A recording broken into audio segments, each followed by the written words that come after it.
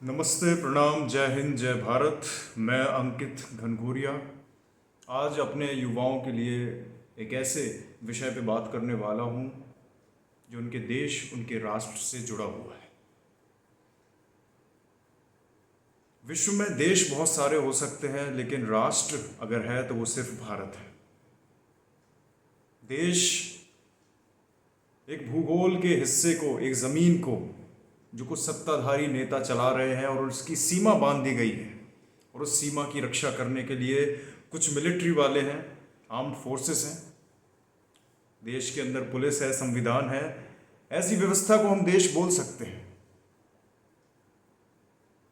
लेकिन जब हम राष्ट्र की बात करते हैं तो राष्ट्र का मतलब है आपकी धरोहर, आपकी संस्कृति, आपके विचार, आपकी वैल्यूज़, और इस राष्ट्र, इस भूमि से पैदा हुए धर्म, नीति, रीति की जो पूरी व्यवस्था है उसको हम राष्ट्र बोलते हैं। तो हम भारत राष्ट्र में रहते हैं, और भारत राष्ट्र भारत देश से हमेशा बड़ा है। मैं इन बातों को इसलिए कर रहा हूं क्योंकि लास्ट 6 महीने में हमारे नेबर बांग्लादेश में इसी राष्ट्र से जन्मी एक संस्कृति के लोगों को मारा जा रहा है बेवजह। और कैसे पाकिस्तान में भी सनातनियों को, भारतीयों को, जो मूल इस संस्कृति को मानते थे, उन्हें चुन चुन के खत्म किया जाता है।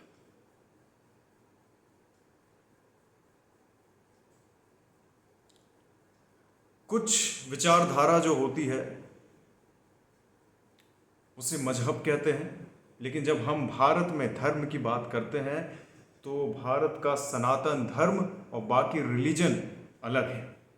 वो मजहब हैं जिनका मकसद है अपनी विचारधारा को दूसरों तक फैलाना। लेकिन सनातन धर्म आदि अनादि काल से बहुत वैज्ञानिक तौर पे जिंदा है और जिंदा रहेगा। जो प्रकृति का मूल है वही सनातन है, वही इस भारत राष्ट्र की मूल धारा है। मैं इन चीज़ों पे इसलिए फोकस कर रहा हूँ क्योंकि हमारे ईस्ट और वेस्ट दोनों ही देशों में बहुत डिस्टर्बेंस है।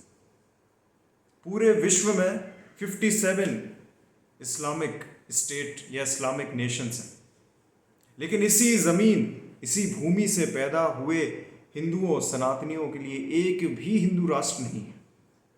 मजहब के नाम पे पार्टीशन हुआ, वो भी 2-2 बार, इसी भारतीय भूमि का, इसी भरत भूमि का।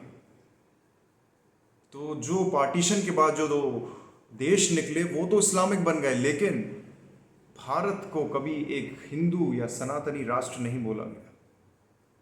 सोचने वाली बात है कि विश्व में एक भी देश, एक भी भौगोलिक व्यवस्था ऐसी नहीं है जहां पे हिंदू जाके पलायन करे और बोले कि ये मेरा देश है।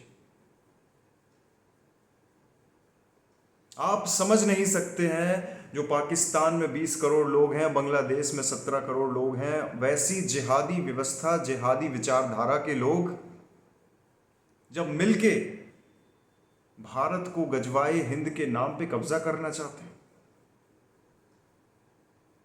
और आप भारतीय इस राष्ट्र के ना होके जातियों में बटे हुए हैं। तो जातियों में बंटने के कारण आप सोचिए कि 20 करोड़ और दूसरी ओर 17 करोड़, टोटल 37 करोड़ लोग जब एक व्यवस्था, एक विचारधारा, एक फोकस के साथ आगे बढ़ेंगे तो कैसे इस देश की रक्षा होगी। आप तो सोच रहे हैं कि देश की रक्षा करना, बॉर्डर की सिक्योरिटी करना सिर्फ गवर्नमेंट, सरकार का काम है, मिलिट्री का काम है, पुलिस का काम है। तो मैं आपको बता दूं कि कुछ हज़ार नेता हैं और टोटल पुलिस, मिलिट्री, पैरामिलिट्री को मिला दिया जाए तो 60 लाख होता है।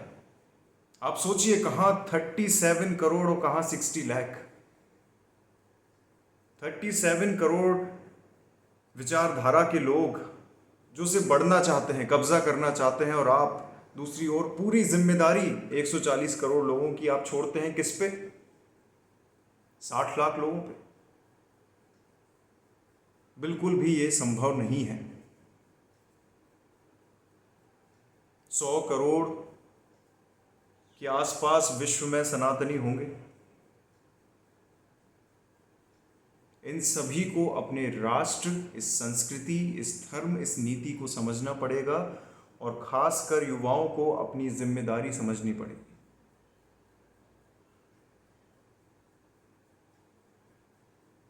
बहुत महान लोग थे जो आज से 100 साल पहले 1925 में राष्ट्रीय स्वयंसेवक संघ आरएसएस का गठन करके गए थे। डॉक्टर केशव बलिराम गेडवारकर जी। उनकी सोच यही थी कि ये संस्कृति जिंदा रहे। उनको पता था कि 10-20 साल में इस भारत का पार्टीशन होने वाला है। क्या महान लोग थे वो। लेकिन आपको जान के हैरानी होगी कि जब भारत में पार्टीशन हो रहा था तो इन्हीं राष्ट्रीय स्वयं सेवक संघ वालों ने, संघ परिवार ने पार्टीशन में सिख, हिंदू, जैन, बौद्ध की रक्षा करी थी। जब ब्लड बाथ हो रहा था वेस्ट पाकिस्तान में, 3-3 बार आरएसएस पे बैन लगाया गया। हमारी ही भारत की जमीन पे एक सनातनी व्यवस्था पे बैन लगाया गया और हमारे प्रधानमंत्री लगाते हैं। लेकिन जब 1962 का चाइना का वॉर हुआ तो बॉर्डर की रक्षा करने के लिए सीने पे हाथ रख के यही आरएसएस के लोग गए थे, नमस्ते सदा वत्सले मातृभूमि बोल के। और यही आरएसएस के लोगों ने बिना लोभ, बिना लालच, बिना सैलरी के बॉर्डर पे चाइना वॉर के दौरान हमारी बॉर्डर की रक्षा करी। और मजबूरन 1963 में नेहरू जी को इन्हें परेड में शामिल करने के लिए बुलाना पड़ा। ऐसी व्यवस्थाएं हमारे देश के लिए ज़रूरी हैं। आज आरएसएस में टोटल 60 लाख संघ परिवार के हो चुके हैं। आरएसएस के साथ साथ इनकी जो और शाखाएं हैं, विश्व हिंदू परिषद जिसके अंदर बजरंग दल आता है, दुर्गा वाहिनी आता है। ये व्यवस्थाएं एक मजहब के हिसाब की नहीं हैं, ये एक संस्कृति को बचाती हैं, एक धर्म और नीति को बचाती हैं जो इस भरत भूमि से निकली हुई है। तो मेरी उम्मीद है और एक प्रार्थना भी है कि ज़्यादा से ज़्यादा युवा और युवती, मतलब लड़के और लड़कियां दोनों ही इन चीज़ों से जुड़ें, ताकि आप भारत एज अ राष्ट्र समझें, ना कि देश।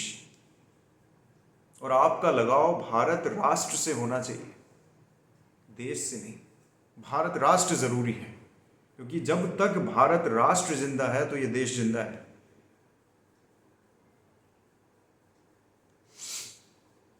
मैं इन बातों पे फोर्स इसलिए कर रहा हूं क्योंकि आज के युवा को हमारे देश में रहते हुए, इस राष्ट्र में रहते हुए कुछ कंट्रीब्यूशन करना है।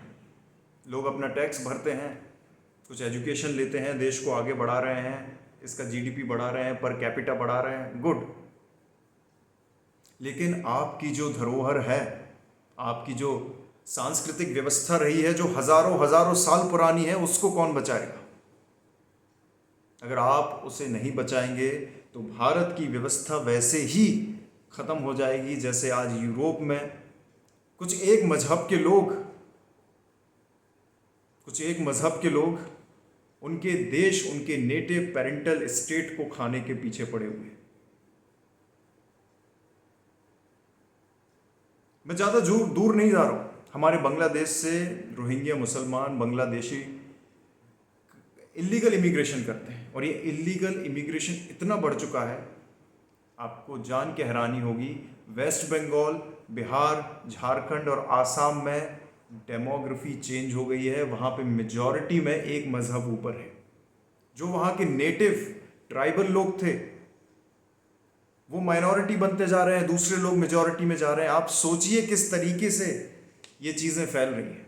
केरला में हमारे सनातनी हमारे देश के जो मूल निवासी थे, जो धर्म को मानने वाले थे, वो माइनॉरिटी हो गए, उनकी जनसंख्या कम हो गई। झारखंड में जो आदिवासी ट्राइबल लोग हैं, जिनकी ज़मीन पे सिर्फ आदिवासियों का हक है, वहाँ पे बांग्लादेशी घुसपैठिए जिहादी सोच वाले वहाँ की आदिवासी लड़कियों से शादी करके उन सरकारी आदिवासी ज़मीनों पे हक जताते हैं। आज जंगलों में मदरसे हो रहे हैं और इनको नाम दिया गया है जमाई टोला। जमाई बन के ये टोला का एक ग्रुप बनाते हैं और ज़मीन पे कब्जा करते हैं। ये बहुत ही सोची समझी व्यवस्था के तौर पे कर रहे हैं। ये जिहादी व्यवस्था है जिसको जमाते इस्लामी एक ग्रुप है जो प्रोपेगेट कर रहा है। तो जो इन राज्यों में रहते हैं वो इन छोटे छोटे इवेंट को अगर इंडिविजुअल लेवल पे रिपोर्ट करें, इन जानकारी को गवर्नमेंट सरकार तक ले जाएं और एक थोड़ा रेजिस्टेंस दिखाएं अपनी भूमि के बचाव के लिए, अगर एक एक व्यक्ति भारतीय खड़ा हो जाए जो 140 करोड़ है, तो इलीगल इमिग्रेशन से अपन बच सकते हैं। क्योंकि ये 60 लाख जो मिलिट्री, पैरामिलिट्री और पुलिस है, ये आपको नहीं बचा सकती। इंडिविजुअल रिस्पॉन्सिबिलिटी लेनी पड़ेगी। इंडिविजुअली हमें अपनी संस्कृति को बचाना पड़ेगा। आप सोच सकते हैं कि नोएडा में इलीगल इमिग्रेशन जो बांग्लादेश से हुआ है, भरे पड़े हैं, लाखों की संख्या में लोग वहां पे रहने लगे हैं, झुग्गी झोपड़ी बसा रहे हैं, और किसी से भी पूछो आप कहां से आए हैं तो बोलते मालदा। उनके आधार कार्ड बन गए हैं, पासपोर्ट बन गए हैं, डेमोग्राफी चेंज हो रही है। ये बहुत स्लो पॉइजन है जो हम झेल रहे हैं। तो युवाओं को अपने देश में कैपिटलिज्म के साथ साथ इंटरनल सिक्योरिटी का ध्यान देना चाहिए, जो इंडिविजुअल लेवल पे ही कर सकते हैं। क्योंकि मैंने बार बार बताया कि हमारे देश में तकरीबन 140 करोड़ की जनसंख्या को बचाने के लिए सिर्फ 60 लाख लोग हैं। 60 लाख मिलिट्री, पैरामिलिट्री और पुलिस को मिला दिया जाए, और इनको लड़ना किनसे है, इनको बचाव किनसे करना है। 35 करोड़ ऐसे लोग जो एक जिहादी सोच के तौर पे बढ़ रहे हैं आगे। तो हमें इस राष्ट्र की, इस संस्कृति की, इस धरोहर की जिम्मेदारी अपने हाथों में लेते हुए समझना पड़ेगा कि कैसे हम इसे सुरक्षित रख सकें। तो एक इंडिविजुअल छोटा सा एफर्ट बहुत बड़ा बदलाव लाएगा, एक बटरफ्लाई इफेक्ट क्रिएट करेगा, एक कैस्केडिंग इम्पैक्ट क्रिएट करेगा, जो ज़रूरी है। और यही सोच के लिए, यही सोच के कारण मैंने ये वीडियो बनाया। और मेरे वीडियो हमेशा युवाओं के लिए होते हैं, यूथ के लिए होते हैं। तो ये एक kind of youth awakening program है या वीडियो है। थैंक यू, धन्यवाद।